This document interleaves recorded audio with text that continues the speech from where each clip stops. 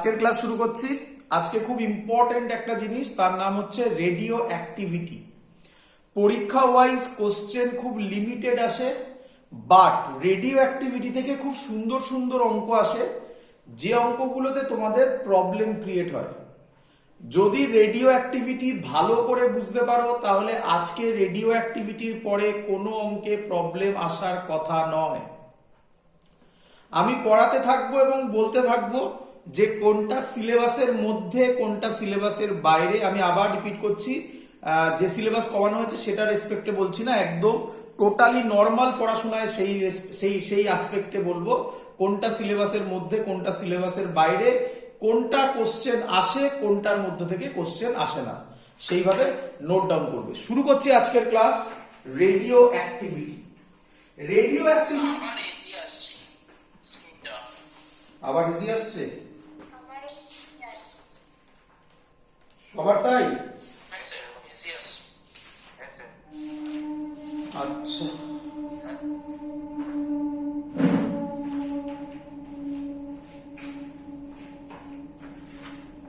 এক মিনিট।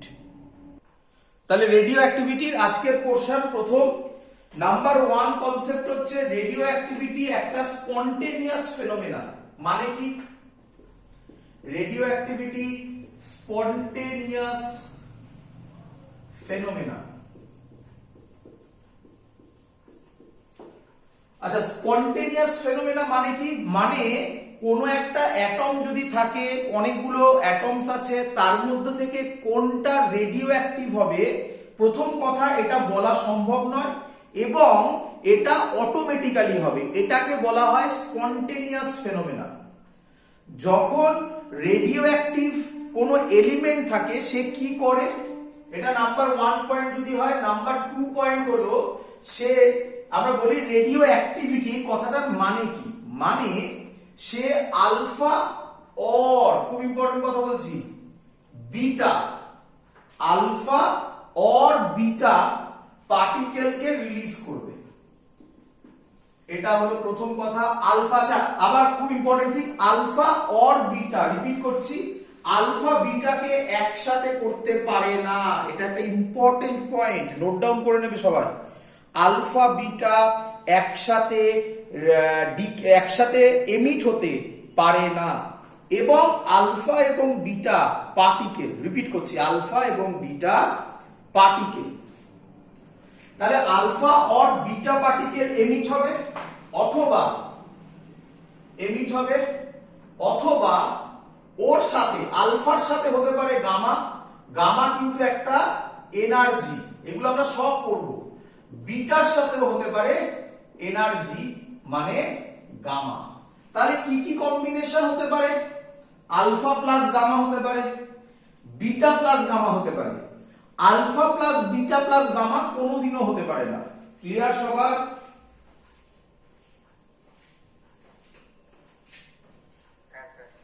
চলো এবার নাম্বার 3 পয়েন্ট। নাম্বার 3 পয়েন্ট বলবো কি? স্পন্টেনিয়াস বলে দিয়েছি, আলফা বিটা পার্টিকেল বলে দিয়েছি। আরেকটা খুব ইম্পর্টেন্ট, রেডিও অ্যাক্টিভিটি এটা নিউক্লিয়ার ফেনোমেনা। নিউক্লিয়ার ফেনোমেনা এই কথাটার মানে কি? মানে এটা নিউক্লিয়াসে ঘটবে, নিউক্লিয়াসে ঘটবে। বলো বুঝলে কিনা? এর আগে আমরা পড়েছি বোরস থিওরি। বোরস থিওরিতে আমরা দেখেছি ইলেকট্রন, একটা নিউক্লিয়াসের বাইরে যে ইলেকট্রন আছে সেগুলো নিয়ে কথা হয়। কিন্তু রেডিও অ্যাক্টিভিটি, খুব ইম্পর্টেন্ট কথা বলছি, শুধুমাত্র এটা কার রেসপেক্টে কথা হবে? নিউক্লিয়াসের রেসপেক্টে। তাই এটা একটা নিউক্লিয়ার ফেনোমেনা। ক্লিয়ার?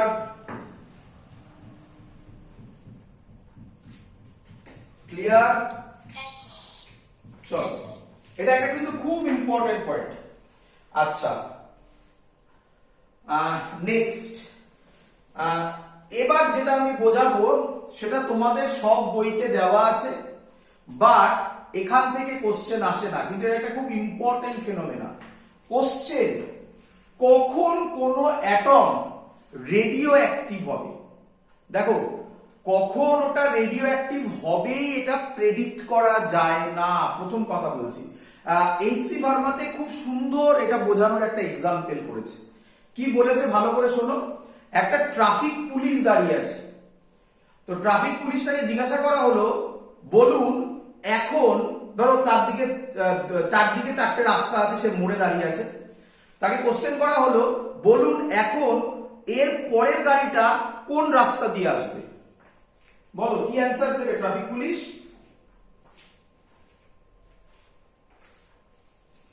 বলো। যে দিক থেকে খুশি আসতে পারে।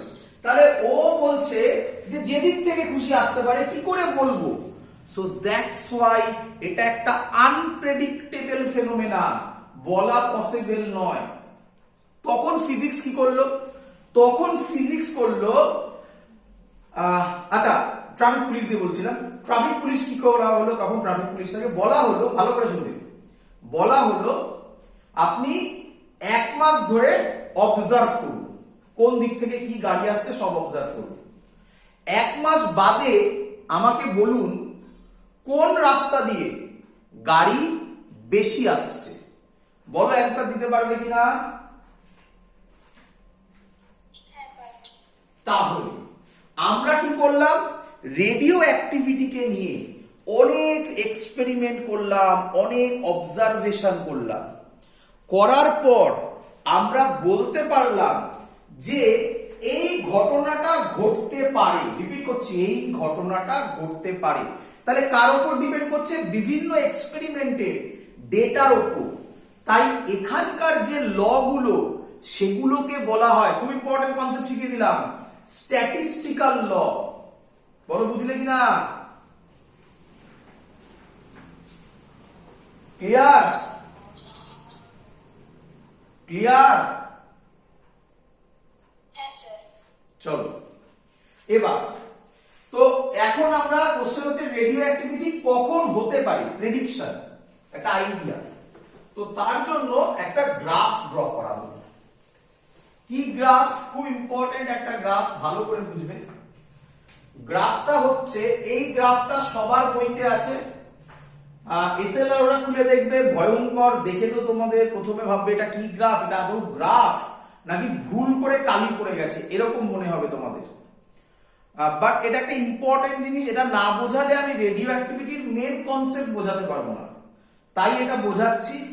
বাট বিভিন্ন জায়গাতে এই গ্রাফটা ছাড়াই রেডিও অ্যাক্টিভিটি বোঝানো হয়ে থাকে, কারণ ওটা ইজি। রেডিও অ্যাক্টিভিটি এটা না বোঝালেও কিছু যায় আসে না, কিন্তু এটা যদি আমি না বোঝাই তাহলে ইনারমোস্ট ফেনোমেনা তোমাদের বোঝাতে পারবো না। দ্যাটস ওয়াই বলছি কি এটাকে বলা হচ্ছে নিউক্লিয়ার। রেডিও অ্যাক্টিভিটিটা মুছে দিলাম কারণ জায়গা আমার কম পড়বে। Nuclear stability and instability graph. পরীক্ষায় আসে না, এখনো পর্যন্ত আসেনি, বাট সিলেবাসের মধ্যে, সব বইতে আছে, সিলেবাসের মধ্যে। চলো কি করলো, এই বরাবর দিল নাম্বার অফ নিউট্রনস। আচ্ছা আরেকটা কথা আমি তোমাদের খানিকক্ষণ আগে বলেছিলাম, নিউক্লিয়াসের ভেতর কে কে থাকে বলো? নিউক্লিয়াসের ভেতর থাকে প্রোটন আর নিউট্রন। তাহলে একটা গ্রাফ করছে, এক গ্রাফের ওয়াই অ্যাক্সিসে হচ্ছে নাম্বার অফ নিউট্রন আর এক্স অ্যাক্সিসে হচ্ছে নাম্বার অফ প্রোটনস। ক্লিয়ার সবার এত অবধি? আচ্ছা তোমাদের তো আমি এটা শিখিয়েছি, আগেই করিয়েছি আগের দিন, তার জন্য আলাদা আলাদা করে করাচ্ছি। এই অ্যাটমটাতে কতগুলো প্রোটন আছে?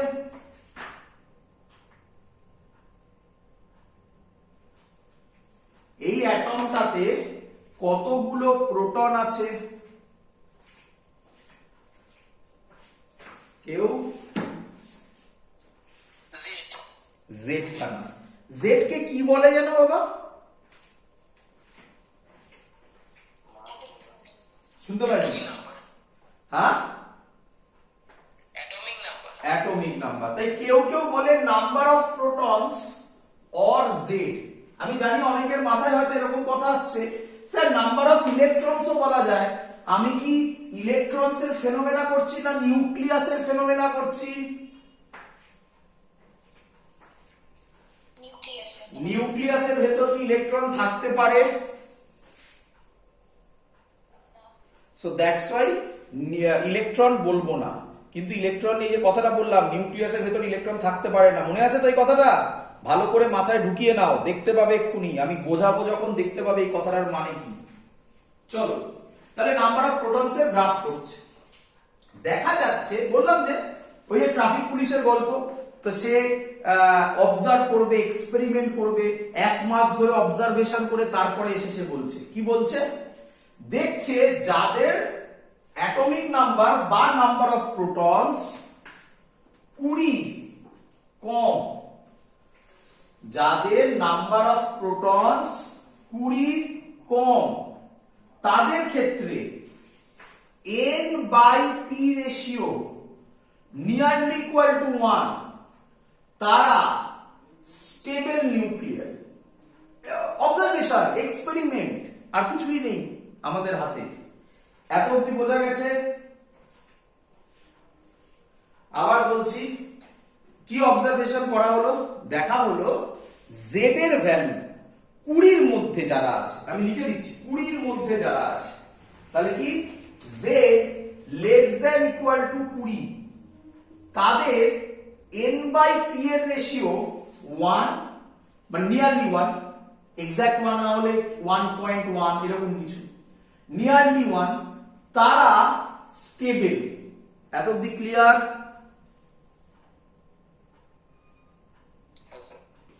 আচ্ছা, যদি n/p 1 হয় তাহলে আমি বলতে পারি n যা ইকুয়াল নিয়ারলি ইকুয়াল টু 1, আমি আবার বলছি সব তো স্ট্যাটিস্টিক্যাল, অবজারভেশনের উপর ডিপেন্ড করছে, এক্সপেরিমেন্টের উপর ডিপেন্ড করছে, তাই এক্সাক্ট ফর্মুলা বলা সম্ভব নয়, ধারে কাছে আইডিয়া দেওয়া সম্ভব। যদি ইকুয়াল টু 1 হয় তাহলে আমি বলতে পারি n যা p ও তাই। আচ্ছা, তাহলে এর গ্রাফটা মিডিল দিয়ে যাবে, কি বলো, বুঝলে কিনা?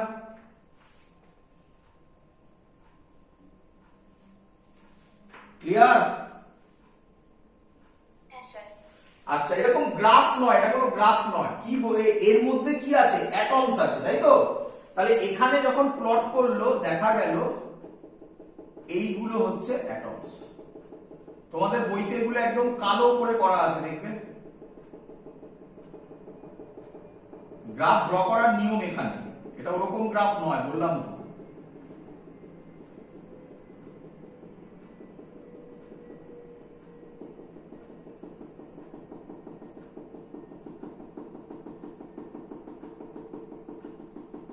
বলো বুঝলে কিনা? কিরে, আরে ডট ডট, এই ডট ডট গুলো মানে হচ্ছে এক একটা অ্যাটম, মানে z লেস দ্যান 20 যারা, তাদের n/p ratio nearly equal to 1, তারা দেখা যাচ্ছে স্টেবল। স্টেবল হলে তারা রেডিও অ্যাক্টিভ নয়, তারা এই সব জায়গাতে লাই করছে। বোঝা গেছে এত অবধি?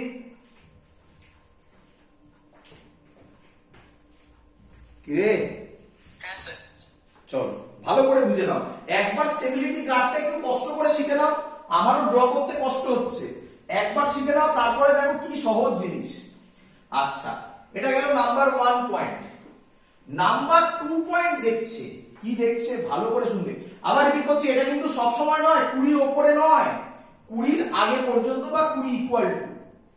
দেখছে যখন z গ্রেটার দেন 20, কি বললো, z গ্রেটার দেন 20, তখন n/p এর রেশিও 1 থেকে 1.6 এর মধ্যে যারা, 1 থেকে 1.6 এর মধ্যে, দেখো অনেকটা বেড়ে গেল, তারা সবাই স্টেবল।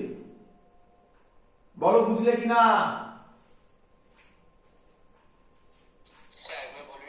আবার বলছি, এত অবধি বোঝা গেছে? ফার্স্ট পয়েন্টটা বোঝা গেছে? আচ্ছা, এবার দেখছে 2 নম্বর পয়েন্ট কি অবজারভেশন, 20 এর ওপরে যখন যাচ্ছে তখন দেখছে যাদের ভ্যালু, যেসব অ্যাটমের n/p এর ভ্যালু 1 থেকে 1.6 এর মধ্যে, দেখো একটা তো তুমি আগেই বুঝে গেছো, এবার বলছে 1 থেকে 1.6, তাদের মধ্যে যাদের ভ্যালু তারাও সবাই স্টেবল। বলো বুঝলে কিনা? তখন যদি আমি তাদের গ্রাফ প্লট করি, ভালো করে দেখো, যদি 1 হতো তাহলে এই লাইনটা বাড়িয়ে দিলে যা হতো সেটা হতো, কিন্তু 1.6 আছে, তাহলে লাইনটা সোজা যাবে না একটু উপরের দিকে বেন্ড করবে? বলো কেন কেন উপরের দিকে বেন্ড করলো বোঝো। n/p রেশিও আমি 1.6 দিয়ে বোঝাচ্ছি, 1.6, তাহলে আমি কি বলতে পারি n এর ভ্যালু 1.6p, n মানে হচ্ছে নিউট্রন, p মানে হচ্ছে প্রোটন, তাহলে আমি বলতে পারি নিউট্রনের ভ্যালু প্রোটনের থেকে বেশি, তাহলে যখন এখানে থাকবে, এখানে যদি এটা কথা বলছি এটা 30 হয়, তাহলে নিউট্রনের ভ্যালু তার থেকে বেশি, কথা এখানে 32 হবে, তাহলে উপরের দিকে একটু মুভ করবে, হ্যাঁ কি নয়? তাহলে তখন তার স্টেবিলিটির লাইনটা হচ্ছে দেখা যাচ্ছে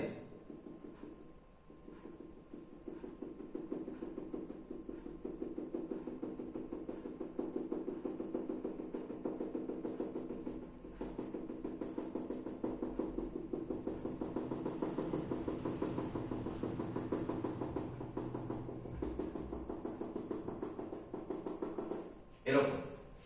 আমি যদি এটাকে ভালোভাবে আঁকি তাহলে এরকম ছবি হওয়ার কথা, দেখো দেখি, এটা আমি আঁকতে চেয়েছিলাম এরকম একটা লাইন, এবার সেটা এরকম টাইপের বোঝানোর জন্য, আচ্ছা এখানে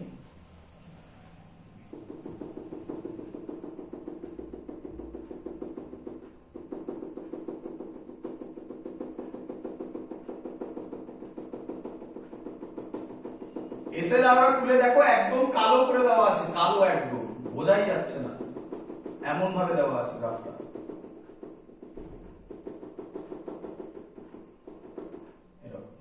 এবার এই লাইনটা মুছে দাও, যাই হোক, বোঝা গেছে এবার সবার?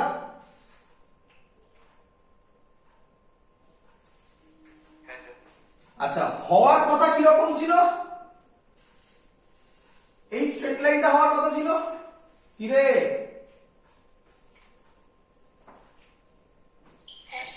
কিন্তু দেখা গেল এরকম হলো, যাই হোক মুছে দিলাম এটা আমি।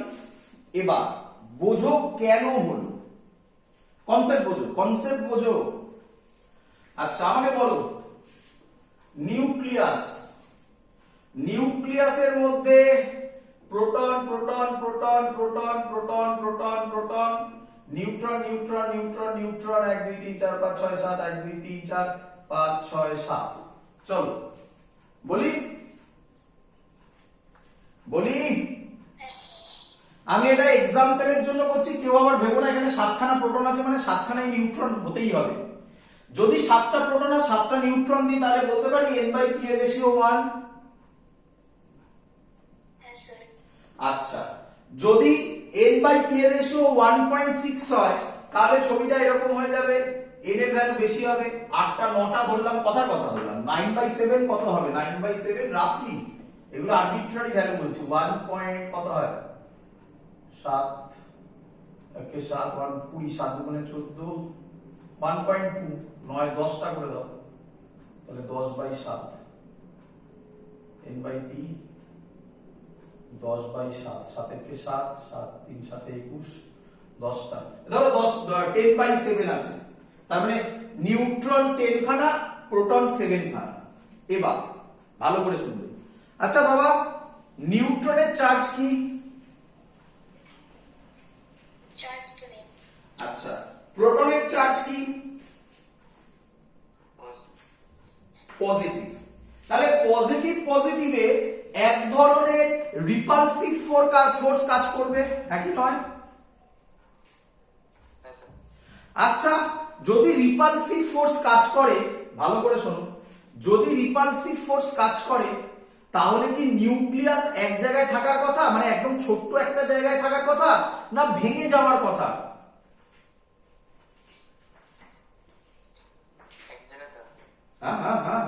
ফিজিক্স বোঝ কি বলছি, আবার বলছি দেখ, নিউট্রন তো নিউট্রাল, তো চার্জ হিসাবে এদেরকে মুছে দে। প্রোটনের রিপালশন হবে, তাহলে এই প্রোটন দূরে যেতে চাইবে, এই প্রোটনও দূরে যেতে চাইবে, এই প্রোটন দূরে যেতে চাইবে, এই প্রোটনও দূরে যেতে চাইবে, সবার মধ্যে হবে তো। তাহলে রিপালশন ফোর্স হলে নিউক্লিয়াস এক জায়গায় থাকবে না দূরে দূরে চলে যাবে? নিউক্লিয়াস তো ভেঙে যাওয়ার কথা তাহলে, কি রে?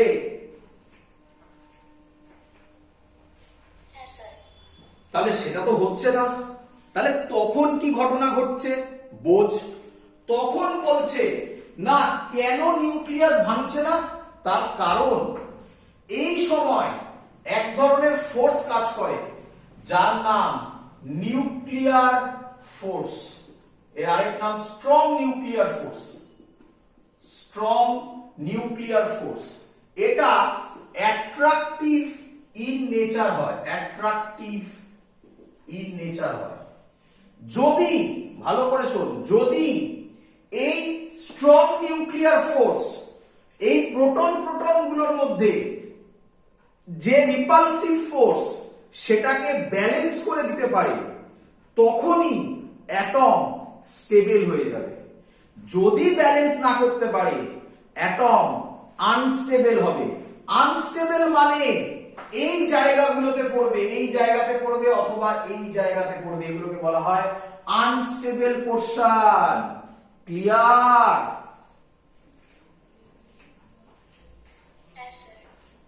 চলো, যে দুটো জায়গা আমি করলাম গোল গোল করে দাগ দিলাম, খুব ইম্পর্টেন্ট জায়গা, থাকুক, বলছি পরে। আচ্ছা, কোশ্চেন হচ্ছে তাহলে এবার তোদের কোশ্চেন। স্যার যখন NP এর রেশিও 1.6 তখন অবধি হচ্ছে, তাহলে এবার ভাব তাহলে NP এর রেশিও 1.6, যদি এদের ভ্যালু 1.6 এর বেশি হয় তখন কি ঘটনা ঘটে?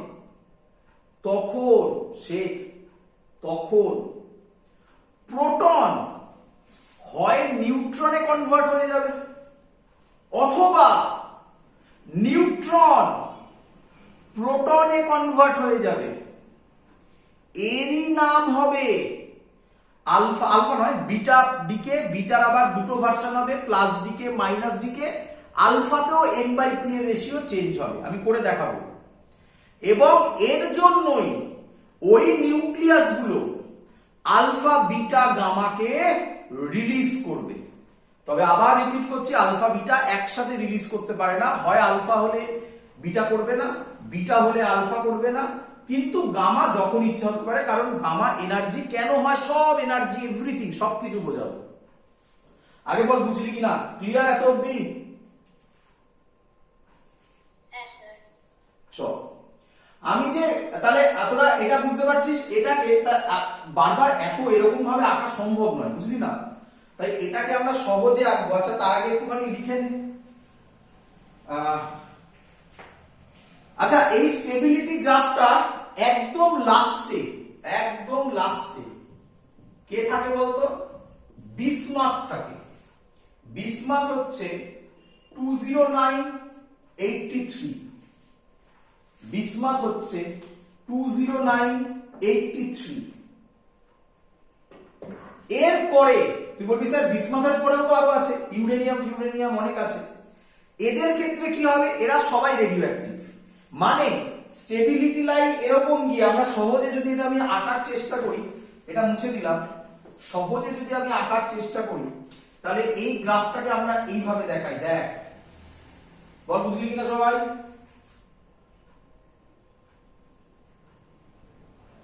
ক্লিয়ার?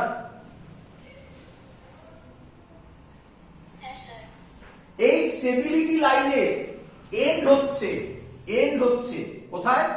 বিসমাথে।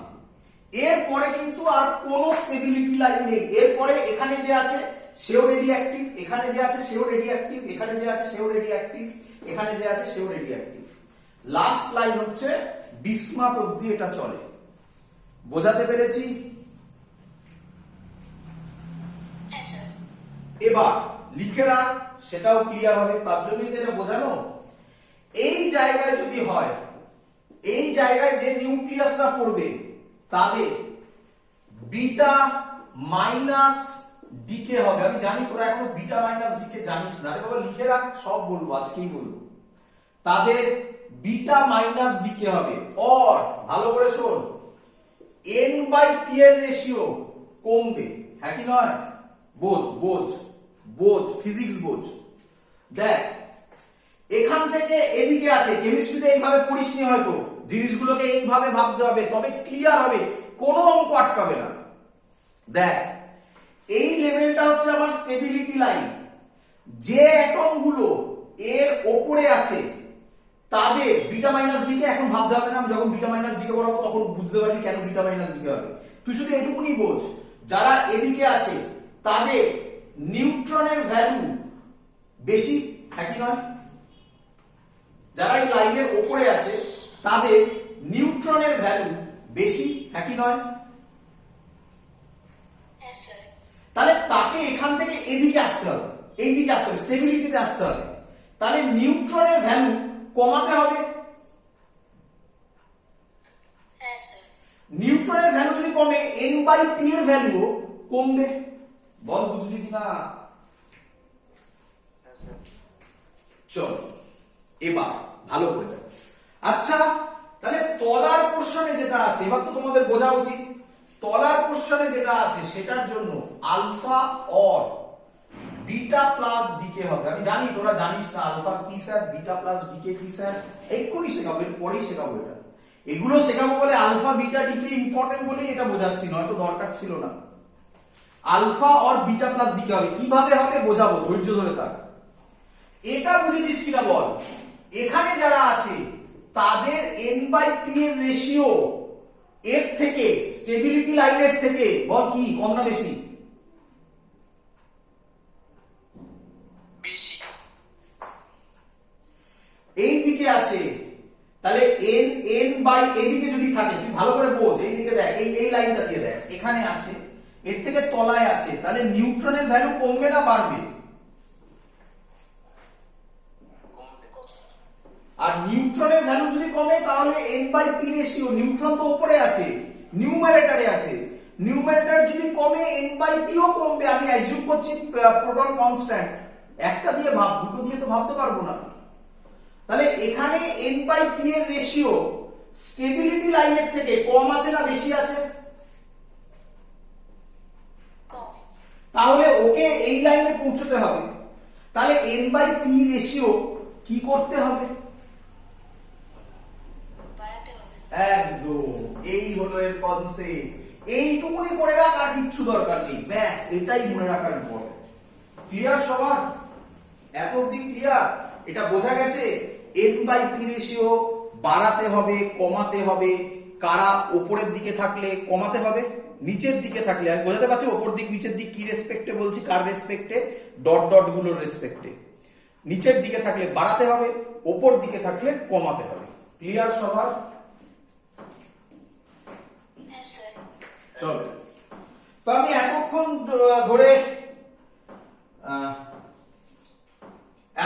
ধরে যা যা বললাম, এবার এগুলোকে আমরা অ্যাপ্লাই করব। আরেকটা কথা আমি বলতে ভুলে গেছি, রেডিও অ্যাক্টিভিটি আবিষ্কার করেছিল বেকুইরেল, BECQUEREL, বেকুইরেল, বেকুইরেল। আচ্ছা, এটা রেডিও অ্যাক্টিভিটির একটা ইউনিটও হবে। যাই হোক, আমি বলে রাখলাম, যখন ইউনিট হবে তখন বলবো। রেডিও অ্যাক্টিভিটি আবিষ্কার করেছিল হেনরি বেকুইরেল, হেনরি বেকুইরেল। লেখার দরকার নেই, জাস্ট কারণ আমরা ইউনিটে পড়ব। ক্লিয়ার এত অবধি সবার?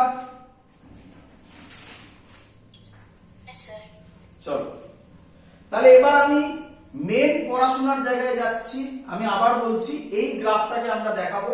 আমি একটা কাজ করি, আমি উপরে করে রাখি যাতে তোমাদের বুঝতে প্রবলেম না হয়। আমি এখানে করে রাখলাম এই গ্রাফটাকে, এটা আমি ইউজ করব পরে। এই ওরকম তো আঁকা সম্ভব নয়, এরকম আঁকবো।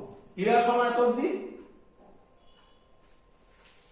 আচ্ছা, আমি লিখে রেখেছিলাম এদিকে যদি হয় তাহলে alpha or beta plus decay হবে, এদিকে হলে বিটা মাইনাস ডিকে হবে, এদিকে হলে n বাই পি কমবে, এদিকে হলে n বাই পি বাড়বে।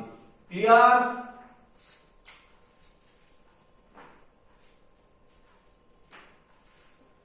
ক্লিয়ার? শুরু করছি পরীক্ষায় আসার জিনিস। আমি রিপিট করছি, এটা সব বইতে আছে, কিন্তু এখনো পর্যন্ত কোনো বোর্ডসে পরীক্ষায় দেয়নি। কিন্তু আমি যদি না বোঝাতাম n বাই পি রেশিও, আমার যতদূর ধারণা তোমাদের ম্যাক্সিমাম স্টুডেন্টের এটাই ধারণা, n বাই পি রেশিও যদি 1 এর বেশি হয় তাহলে রেডিও অ্যাক্টিভ হয়, কম হলে রেডিও অ্যাক্টিভ হয় না। এটা ভুল ধারণা। Z20 অবধি n বাই পি রেশিও 1 এর ধারে কাছে থাকে, Z20 এর পরে 1 থেকে 1.6 এর ধারে কাছে থাকে, তারপরে যেগুলো সেগুলো রেডিও অ্যাক্টিভ, তারপরে যেগুলো, তারপরে মানে কি, তার এই সাইডে অথবা এই সাইডে, সেগুলো কি কাজ করছে সেগুলো আমরা বুঝবো।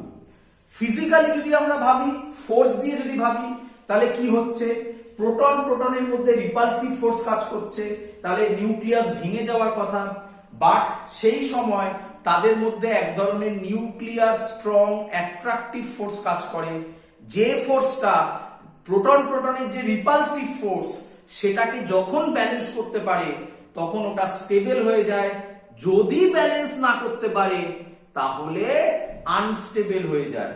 এটা নিয়েও একটু ভালোভাবে বোঝাবো। ক্লিয়ার? এত অবধি সবার? এটা হলো আমাদের জিস্ট, মেইন কথা। ক্লিয়ার?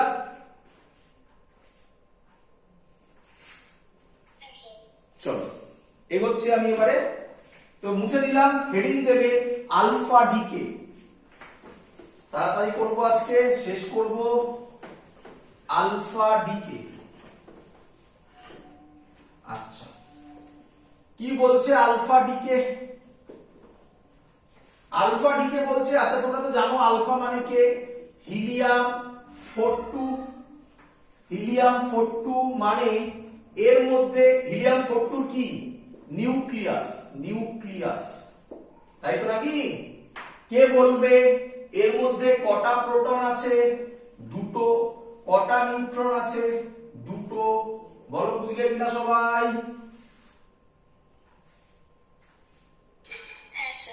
চলো কি বলছে, আলফা ডিকে মানে কি, ধরো এক্স এ জেড আছে। পরীক্ষায় কি কোশ্চেন আসবে সব বলবো, আগে এগুলো বোঝো। পরীক্ষার কোশ্চেন আমাকে কমপ্লিট করতে দাও, তারপরে সব পরীক্ষার কোশ্চেন আলাদা করে করাবো সব। এক্স এ জেড, এখান থেকে ও কি করবে, একটা আলফা পার্টিকেল ছাড়বে। একটা আলফা পার্টিকেল ছাড়া মানে তুমি আলফা লিখতে পারো, অথবা এরকম লেখো